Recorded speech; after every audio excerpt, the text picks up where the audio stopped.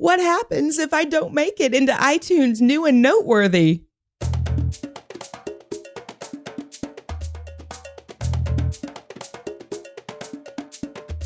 Hello, friend. Thanks for pressing play on this episode of the Brassy Broadcast. I'm Jen Eads. I'm a musician, a student of the creative universe, and a curious girl full of questions. I'm also the head broad in charge at the Brassy Broadcasting Company, where I partner with the creators, the doers, and the makers of the world to put them in the ears, heads, and hearts of new audiences with podcasts and other audio goodness.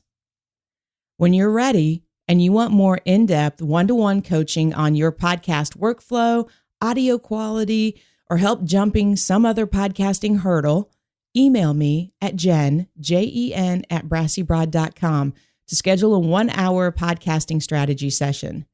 This 30 days in a row of podcasting has really inspired me, and I want to share that inspiration with you. So when you schedule your 1-hour one-to-one with me before December 31st of 2017, you're going to get it at a discounted rate of $97.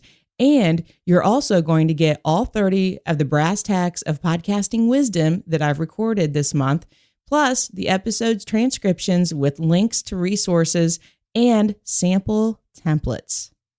Now let's get back to that burning question of what happens if you don't make it into iTunes New and Noteworthy? Nothing. Nothing happens if you don't make it into iTunes New and Noteworthy. The world does not stop spinning. Nobody takes your microphone away, and you can still podcast. iTunes does not determine the ultimate success of your podcast. Let me put on my musician, singer-songwriter hat for a minute. I don't play music and write songs because I seek validation from iTunes. I write songs and play music because I will shrivel up and wither away on the inside if I don't. Any singer-songwriter that writes and creates from the heart is also not seeking validation from iTunes. When one person comes up to me after a gig and says, "Oh my gosh, that song you wrote about the Spider-Man t-shirt sounds like you were singing about my son." That is the kind of engagement I'm seeking.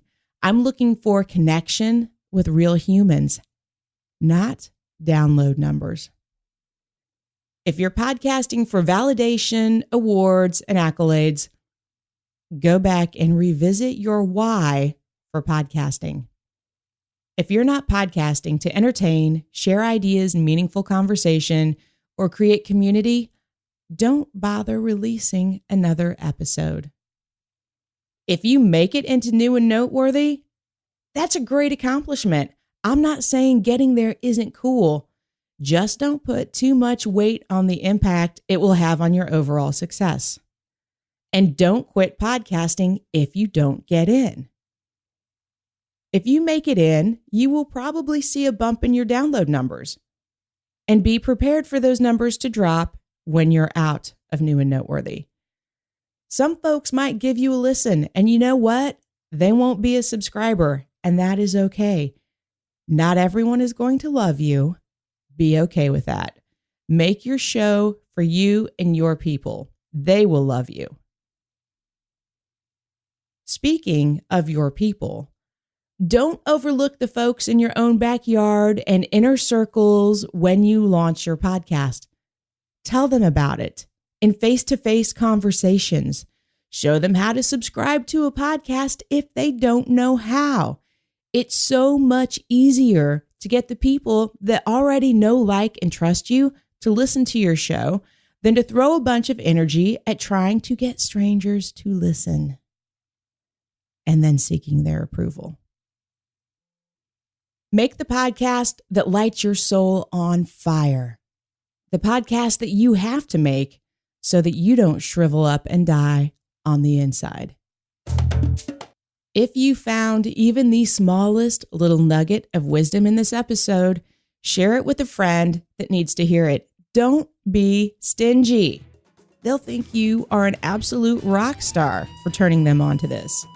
Instagram is my jam. You can connect with me there to get the behind the scenes of where my podcasting and musical worlds collide. And for my podcasting tutorials, subscribe to my YouTube channel. You can find me on YouTube at Jen, Jen, Eads, Edds, Brassy. Thanks for listening.